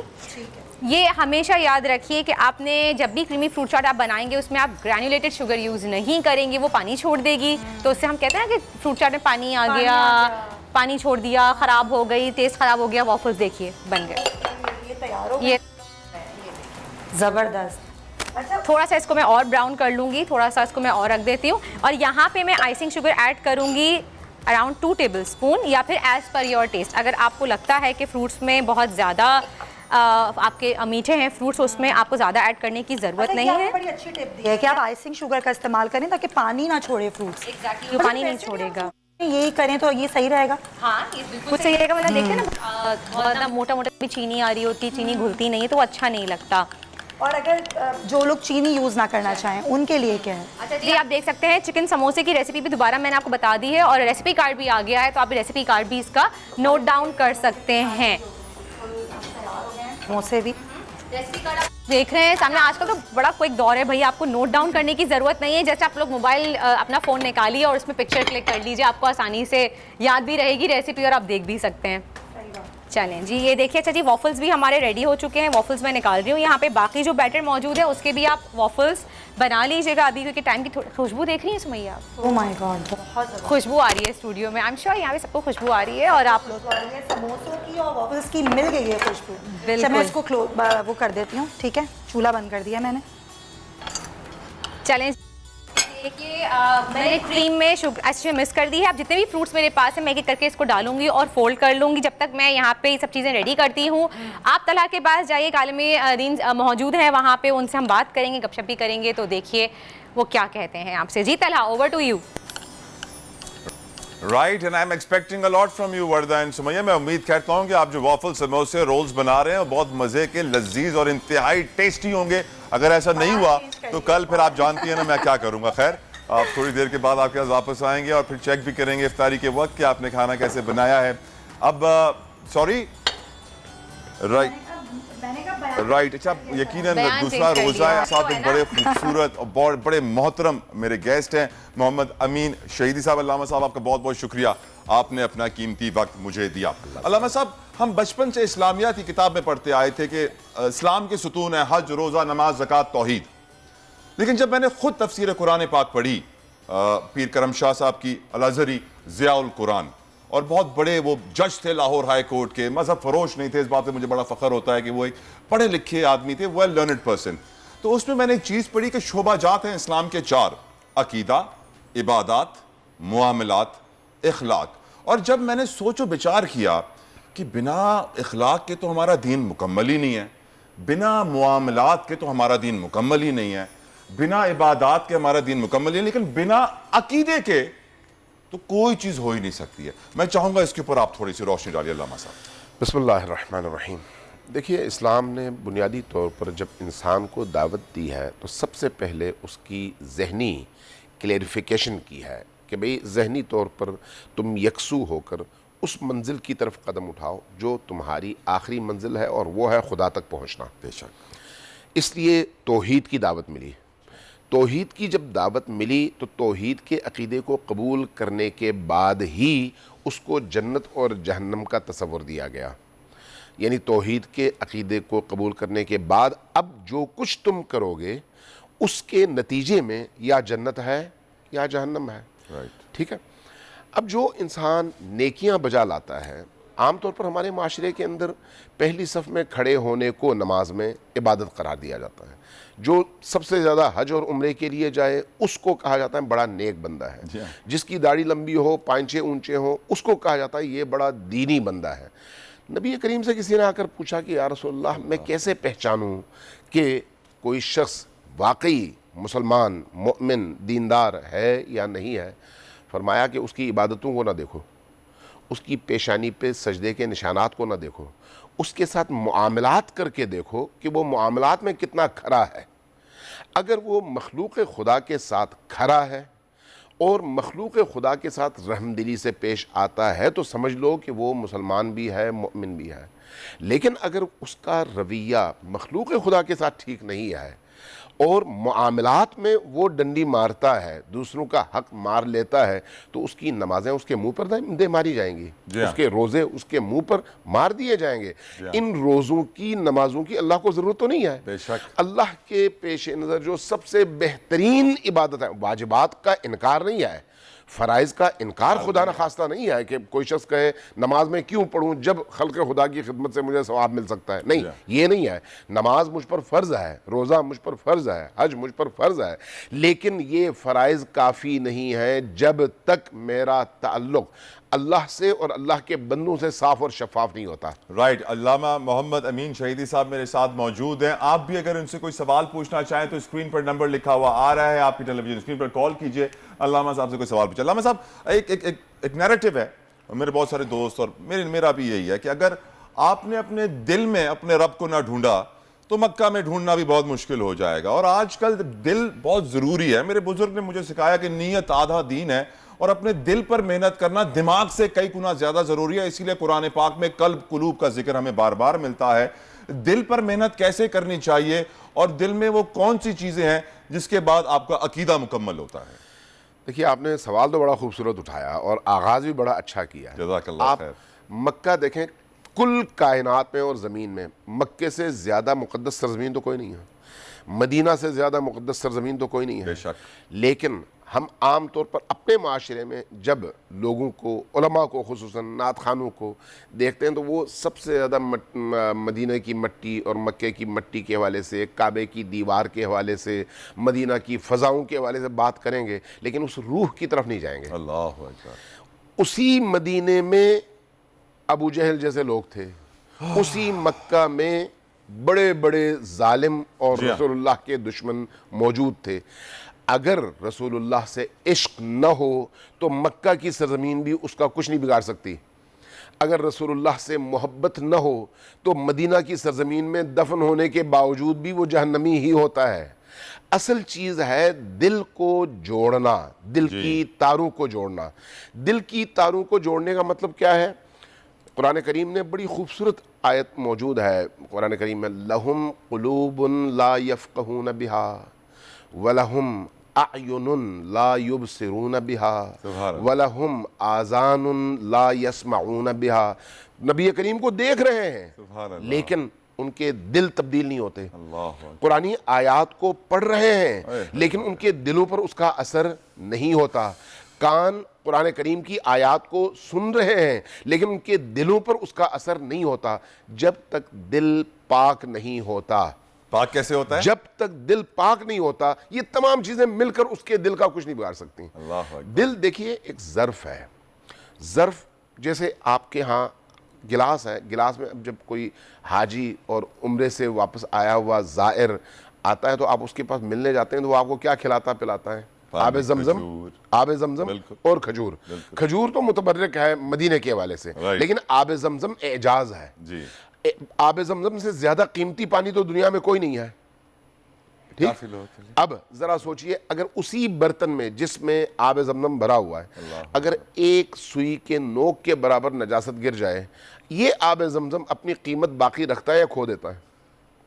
मेरी नजर में तो रखेगा हजरत। नहीं, चूंकि वो नजिस हो गया। नजिस हो गया, चूंकि नजिस हो गया उस एक जर्रे की वजह से, चूंकि नजिस हो गया अब वो नाकाबिल इस्तेमाल है, अब आप उसको पी नहीं सकते चूंकि नजासत गिर गई है उसमें। दिल उस ज़र्फ की तरह से है। इस दिल में अगर अल्लाह है और गैरुल्लाह नहीं है तो फिर आपका दिल पाक है। लेकिन अल्लाह के साथ आप इब्लीस को भी रखना चाहें तो दिल पाक नहीं होता। अल्लाह के साथ दुनिया की तलब, लालच, और वो लालच जिसमें आप इंसाफ के तमाम रास्ते पामाल कर देते हैं, हुदूद को पामाल कर देते हैं। यकीनन दिल में अल्लाह का, उसके महबूब का, उसकी अहले बैत का होना बहुत जरूरी है। हमारे पास एक लाइव कॉल है, हमें कॉल किया है साहिवाल से महमूद साहब ने। महमूद साहब बहुत बहुत शुक्रिया आपकी कॉल का। सवाल पूछिए सर। अस्सलाम वालेकुम, बहुत खुशी हो रही है मुझे। तो मेरा एक सवाल है कि इंसानियत से मोहब्बत जो है, एक तरफ इबादत है, एक तरफ इंसानियत से मोहब्बत है, तो आया इंसानियत से मोहब्बत जो है वो तो दिल पाक होकर ही की जाती है और इबादत का भी वही दर्जा है, तो इसमें फजीलत जो है वो किस हवाला से बुलंदी जो है वो पाएगी? एक इंसान का दिल जीत लेना, हाँ जी, तो एक अल्लाह की इबादत है। इसके बारे में आप क्या फरमाएंगे? अमीन शहीदी साहब से मेरा सवाल है। दामन थामे हुए पहुंचे। आपको आवाज़ आई शहीद साहब? नहीं, ये पूछ रहे हैं कि इंसानियत से मोहब्बत की इंपॉर्टेंस क्या है, अल्लाह को राजी करने के लिए इंसान से कितना प्यार करना है। मैंने अपने बुजुर्ग को ये कहते हुए सुना है कि 100 मस्जिदें बनाने से बेहतर है एक भूखे को खाना खिलाना। बहुत रोशनी बहुत खूब, बहुत खूब। देखिए, इंसान मकसूद तख्लीक़ आलम है। अपने मर्तबे के एतबार से इंसान मकसूद तख्लीक आलम है। ये सारी कायनात इंसान के लिए बनाई गई है, इंसान को इस कायनात के लिए नहीं बनाया गया। तो इसका मतलब है इंसान की कदर व कीमत है। सिर्फ इंसान नहीं, अल्लाह ने जो भी चीज़ खल्क की है उसकी कदर व कीमत है उसकी अपनी हैसियत के मुताबिक। इसलिए दो चीज़ें मैं अर्ज़ करूँगा। नबी करीम काबतुल्लाह के सामने तशरीफ़ फरमा थे सल्लल्लाहु अलैहि वसल्लम, मुखातब किया काबे को और कहा, ए काबा तू कितना अजीम है, कितना तेरा बुलंद मर्तबा है, लेकिन याद रख तुझसे 1000 गुना ज़्यादा कीमत है एक मोमिन की इज़्ज़त नफ्स की। सुभान अल्लाह।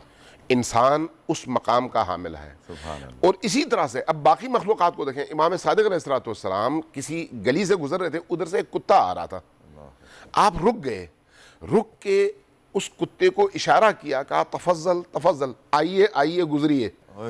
कुत्ता गुजर गया, उसके बाद आप गली में दाखिल हुए। अल्लाह तबारक व तआला का जो दीन है ना, जामे दीन है। सुभान अल्लाह। इस दीन में हत्ता इस पौधे का भी हक है और उसका एहतराम है। वक्त की कमी है।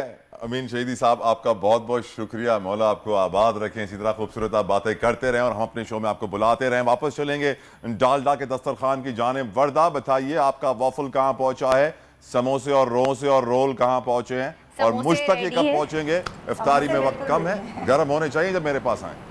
जी बिल्कुल आपके पास आएंगे। हमारी इफ्तारी जो है वो रेडी हो चुकी है, समोसे भी बिल्कुल रेडी हैं, आप शॉट देख सकते हैं और हम बस वेट कर रहे हैं। क्रीम फ्रूट चाट हमने रेडी रखी हुई है, इसको आप फ्रिज में रख देंगे और चिल करके खाइएगा। सुमैया उस पर टॉप कर रही हैं वॉफल्स के ऊपर, और मैं यहाँ पे आपको एक बहुत ही इंटरेस्टिंग सी ड्रिंक बना के दिखा रही हूँ आज कोक से। हम कोका कोला हमेशा खाली एक खाने के साथ लेते हैं या फिर प्यास बुझाने के लिए पीते हैं रमज़ान में, लेकिन कोक से कभी आपने ट्राई किया है फ्लोटिंग क्रेमोसा कैसे बनाते हैं हम? तो ये मैं आपको दिखाऊंगी कि फ्लोटिंग क्रेमोसा कैसे बनाते हैं। न्यू है जी, ये देखिए। अच्छा जी, आपने हाफ ग्लास आपने कोका कोला लिया। अच्छा, ब्लैक ड्रिंक तो हम सबकी फेवरेट ही होती है ना, मेजॉरिटी की फेवरेट होती है। अच्छा, ये लिया आपने हाफ ग्लास, मैंने कोका कोला लिया, और यहाँ पे मेरे पास आइसक्रीम मेल्ट हो चुकी है, लेकिन चॉकलेट फ्लेवर आपने आइसक्रीम लेनी है और ये स्कूपर की मदद से आपने इसमें ये डाली लाइक दिस, ये देखें। और ये इतनी यमी होती है, किसी की इंतहा नहीं। मैंने ये पहले खाई हुई है, फिर मैंने यहाँ पे ट्राई की और सबको बहुत पसंद आई है। और आप ट्राई करें जी, आप लोग भी ये ट्राई कीजिएगा। It's gonna be full of ice cream. ये मेल्ट हो गई है, लेकिन आप लोग आइसक्रीम फ्रीजर में रख के जब चिल्ड हो तो पूरे इसके स्कूप्स आप डालेंगे जब टॉप पे दो आइस क्यूब्स ही डाल सकते हैं, लेकिन वो मेल्ट हो जाएंगे ना। तो आप इस तरह से प्रॉपर ठंडी चिल कोका कोला लीजिए और उसको चॉकलेट आइसक्रीम ऊपर से आप स्कूप उसके दो टॉप पे उसके डालिए और फिर स्ट्रॉ के साथ आप इसको एंजॉय कीजिए और आप देखिएगा इतनी यमी लगेगी, किसी की इंतहा नहीं। और ये देखिए हमारी तीनों रेसिपीज आज की तैयार। ये देखिए वॉफल फ्रूट चाट रेडी है, चिकन समोसा रेडी है और हमारा कोका कोला क्रेमोसा रेडी है। और ये देखिए इसका रेसिपी कार्ड आपको स्क्रीन पे नजर आ जाएगा। स्क्रीन पे हम रेसिपी कार्ड भी नोट डाउन कर लेंगे। कल आप बबल्स देख रहे हैं, आप ये देखें। चलिए जी, रेसिपी कार्ड आप नोट डाउन कर सकते हैं, स्क्रीन पे आ रहा है तीनों रेसिपीज का। कोई अगर आपको कंफ्यूजन है या आपकी कोई रिक्वेस्ट है, आप चाहते हैं कि हम आपको बनाना सिखाएं इफ्तार में, तो आप हमें लाइव कॉल करके ज़रूर बता सकते हैं। और हमारे सोशल मीडिया हैंडल्स आपको पता है, बोल नेटवर्क, वहाँ पर जाके अपने कॉमेंट्स भी कर सकते हैं, फीडबैक दे सकते हैं और क्या सीखना चाहते हैं वो भी बता दीजिएगा, हम ज़रूर शामिल करेंगे। और डालडा का दस्तरखान में सिर्फ इतना ही। और फिर सुमैया तो मेरी होती है यहाँ पे हेल्प करने के लिए। होंगी और ये जरूर ट्राई करना है, आज मैं भी जरूर ट्राई करने लगी हूँ जी। तलहा राइट। और बहुत सारे लोग जो आपको स्क्रीन पे देख रहे हैं वो भी शायद अपने घर पे आज कोक में आइसक्रीम डाल के जरूर ट्राई करेंगे कि आखिर माजरा है क्या, कोक और आइसक्रीम मिलती है तो बनता क्या है। यकीनन इफ्तारी का वक्त करीब आता जा रहा है, यकीनन डालडा के दस्तरखान में भी हम शामिल करते रहेंगे। वर्दा और सुमैया हमारे साथ रहेंगी। लेकिन आज दूसरा रोजा है, इफ्तारी की जा रही है। किसी ने समोसे बनाए हैं, किसी ने पकौड़ों की दुकानों का रुख किया है, तो किसी ने दही बड़ो और दही से कुछ ठंडा ठंडा आइटम अपनाया, क्योंकि यकीनन वेदर इज़ वेरी हॉट और इस गर्मी का मुकाबला करने के लिए आप ऐसी चीज़ें खाते हैं। हमारे नुमाइंदे हमारे साथ मौजूद हैं। कराची से अमजद कायम खानी है, लाहौर से जवाद वक्कास हैं। पहले अमजद के पास चलते हैं। अमजद बताइए, कराची वाले बड़े चटोरे हैं, मसाला हाई पसंद करते हैं, क्या तैयारी की जा रही है इफ्तारी के लिए और आप कहाँ मौजूद हैं इस वक्त?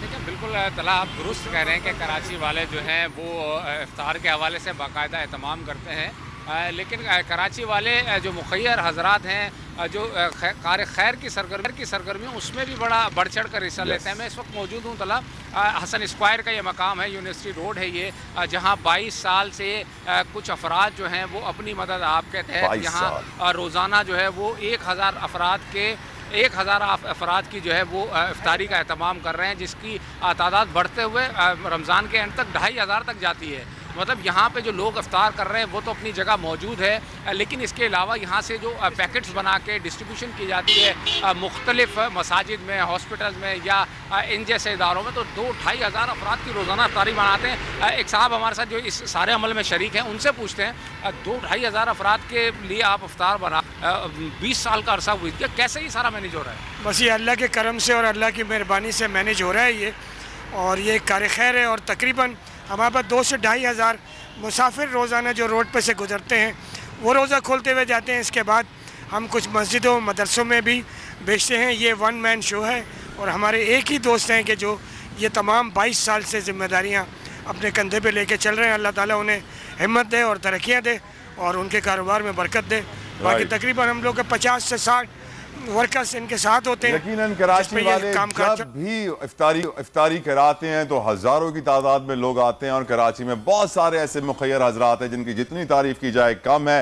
अमजद कायम खाने के साथ भी ऐसे ही अफराद खड़े हुए थे और यकीनन वो भी हज़ारों लोग को रोज़ इफ्तारी करा रहे हैं। Great job. चलते हैं जावेद वकास के पास। जावेद बताइए, लाहौर में आप कहाँ हैं, वहाँ इफ्तारी की क्या तैयारियाँ की जा रही हैं? जी बिल्कुल तलहा, इस वक्त मैं मौजूद हूँ लाहौर शादमान में, जहाँ पर जो है वो मुखय्यर हजरात के साथ साथ जो है वो इस्लामी वेलफेयर ट्रस्ट की जानिब से भी यहाँ पे जो है वो इज्तिमाई तौर पर इफ्तारी करवाने का बंदोबस्त किया जाता है, ताकि जो मुस्तहिक अफराद हैं वो परेशान ना हों, और ख़ास तौर पर ऐसे अफराद जो कि शहर से बाहर आकर यहाँ पर जो है वो जॉब करते हैं, रोज़गार की तलाश में होते हैं, उनको ख़ास तौर पर यहाँ पर जो है वो एक सहूलत मैसर होती है कि वो यहाँ पर जो है वो इफ्तारी कर सकें। इस वक्त जो यहाँ पर इंतज़ामिया है, उनके एक शख्स भी हमारे साथ मौजूद हैं, उनसे भी बात करते हैं। आप बताइएगा कि यहाँ पे रोज़ की बुनियाद पे जो है वो हर साल इफ्तारी करवाई जाती है? हाँ जी, हर साल इफ्तारी कराई जाती है 200, और सहरी भी कराई जाती है, और वैसे भी पूरा साल हर दिन चलता रहता है खाना दोपहर और शाम को। जी बिल्कुल, यहाँ पे ना सिर्फ इफ्तारी बल्कि सहरी भी करवाई जाती है, और इसके अलावा रमज़ानुल मुबारक के अलावा यहाँ पर वैसे भी खाना मैसर होता है मुस्तहिक अफराद के लिए, चाहे वो यहाँ पे कोई मज़दूर हैं या कोई मुसाफिर है। और इसी तरह दीगर कई और मकामात भी हैं लाहौर में, जहाँ पर इस तरह ख़ुसूसी तौर पर इफ्तारी का अहतमाम किया जाता है, मसाजिद के अंदर अहतमाम किया जाता है, और खुले में कई और जगह जो होती हैं, मुख्तलिफ पार्क्स जो हैं, वहाँ पर भी मुखय्यर हज़रात की जानिब से इफ्तारी का जो है वो बंदोबस्त किया जाता है, जिसके पीछे जो है वो सिर्फ़ और सिर्फ यही होता है कि लोगों को एक सहूलत मैसर आ सके और सवाब कमाया जा सके। राइट, बहुत बहुत शुक्रिया जावेद वकास कराची से, जावेद वकास लाहौर से, और अमजद कायम खानी हमें क्रिएट कर रहे थे किस तरह लोगों के लिए इफ्तारी के इंतजाम किए गए हैं। और अब हम नज़र डालेंगे एक मेरे पसंदीदा सेगमेंट पर, इसका नाम है तारीख़ इस्लाम। और तारीख़ इस्लाम में हम बात करेंगे आका दो जहाँ रहमतुल्लिल आलमीन नबी करीम मोहम्मद मुस्तफ़ा सल्लल्लाहु ताला अलैहि वसल्लम के जो कि हैं वजह तख्लीक़ कायनात। इफ्तारी का वक्त करीब आ रहा है, आपको, मुझे, हम सबको रोज़ा है, हमें कुछ भूख भी लग रही होगी, लेकिन नबी करीम सल्लल्लाहु ताला अलैहि वसल्लम ने कभी 3 दिन ऐसे ना गुजरे कि रोज़ पेट भर के खाना खाया हो। जंगें होती थी, पेट पर पत्थर बांधे होते थे। ग़ज़वा खंदक में हम जानते हैं कि 2-2, 3-3 पत्थर उनके पेट पर बंधे होते थे। सहाबा कराम रिज़वानुल्लाह ताला अजमाइन ने कहा कि नबी करीम मोहम्मद मुस्तफ़ा सल्लल्लाहु अलैहि वसल्लम खाना नहीं खाते, हम भी खाना नहीं खाएंगे। और इसी सारी सूरत हाल में 3 दिन के करीब वक्त गुजर गया।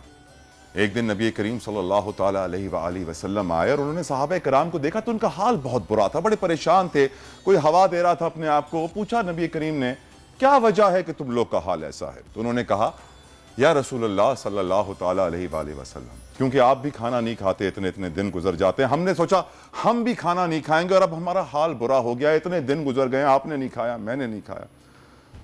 तो आका दो जहां रहमतुल्लिल आलमीन वजह तख्लीक़ कायनात ने क्या फरमाया?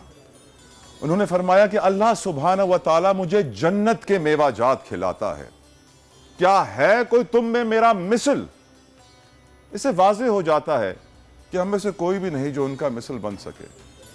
उन्होंने जितनी हमारे लिए कुर्बानियां दी हैं, जो आज हम कुर्बानियां दे रहे हैं, कुछ भी नहीं। हम तो रोज खाना खाते हैं, अपनी मर्जी का खाना ऑर्डर करते हैं, fast food, Chinese, continental, Mexican, क्या नहीं खाते हैं। उनके लिए तो पहाड़ सोना होने को तैयार थे, लेकिन उन्होंने क्या कहा? मेरी उम्मत, मेरी उम्मत, मेरी उम्मत। यहाँ तक कि जब नबी करीम आका दो जहां सल्लल्लाहु अलैहि वसल्लम को जब मौलाए कायनात शेर खुदा मुश्किल कुशा हजरत अली अलैहिस्सलाम लहद में उतार रहे थे, तब देखा कि होंठ हिल रहे हैं, तब भी कान करीब किए होठों की तरफ तो आवाज आई, मेरी उम्मत, मेरी उम्मत, मेरी उम्मत। आका दो जहां सल्लल्लाहु ताला अलैहि वसल्लम के दहन मुबारक या लुआब मुबारक की शान ये थी कि अगर किसी गजवा में किसी सहाबी का हाथ कट जाता तो अपना लुआब लगा के हाथ जोड़ देते, किसी सहाबी की आंख लटक जाती तो अपने लुआब से उस आंख को अंदर कर देते। यानी क्या शान मुस्तफ़ा है, क्या शान रसूलुल्लाह सल्लल्लाहु अलैहि वसल्लम। पर मेरा दिल बड़ा रोता है जब मैं देखता हूं कि आज के दौर में मुसलमान इस शान से दूर हो गया, इस इश्क से दूर हो गया, हज रोजा नमाज ज़कात तौहीद में मसरूफ हो गया, लेकिन वो ये भूल गया कि इश्क रसूलुल्लाह, इश्क अहले बैत कितना ज़रूरी है। और इस इश्क में हमें अपना सर कुर्बान करना है, अपनी माओ को कुर्बान करना है, अपने बच्चों को कुर्बान करना है। आका की शान सुबहानल्लाहिल अज़ीम व बिहम्दिही अस्तग़फिरुल्लाह व असअलुहु मिन फ़ज़लिही, जिसकी शान में मेरा रब दुरूद पढ़ रहा हो कि हम में और अल्लाह सुब्हानहू व तआला में सिर्फ एक ही एक्शन कॉमन है, वो है दुरूद और सलाम। और दुरूद क्या है? दुआ है। अत्तहियातों में अल्लाह ताला फरमाते हैं अस्सलामु अलैका अय्युहन नबिय्यु व रहमतुल्लाहि व बरकातुहू। आका की शान बहुत बहुत बहुत बड़ी है और हमारी ये कोशिश रहेगी कि हम आने वाले अपने प्रोग्राम्स में नबी करीम सल्लल्लाहु ताला अलैहि वसल्लम की शान आपको बता सकें, अहले बैत की शान आपको बता सकें, क्योंकि यकीनन नबी करीम सल्लल्लाहु ताला अलैहि वसल्लम ने फरमा दिया था कि मेरे अहले बैत से मेरा ख्याल रखना। जिसने इनसे प्यार किया उन्होंने मुझसे प्यार किया, जिन्होंने इनसे प्यार नहीं किया उन्होंने मुझसे प्यार नहीं किया। और ये वाज़ेह है कि जिस तरह उन्होंने फरमाया कि अली को देखना इबादत, अली का जिक्र इबादत, अली मुझसे मैं अली से, मन कुन्तु मौला फ़हाज़ा अली मौला, जिस जिसका मैं मौला उसका अली मौला। यकीनन ये वाज़ेह है कि नबी करीम सल्लल्लाहु अलैहि वसल्लम की शान, अहले बैत की शान बहुत ज़्यादा है, बहुत अजीम है और हमें बहुत प्यारी है। और यकीनन हम जितना इसके बारे में कहें कम है।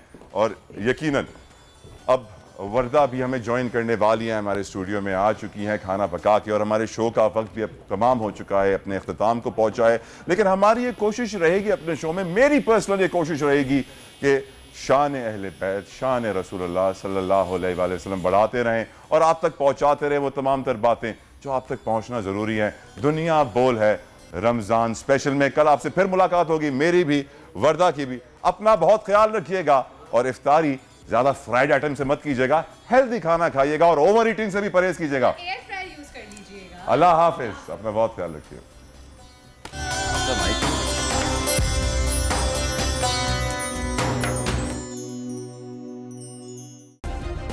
सब्सक्राइब करें और बेल दबाएं ताकि कोई खबर रह न जाए।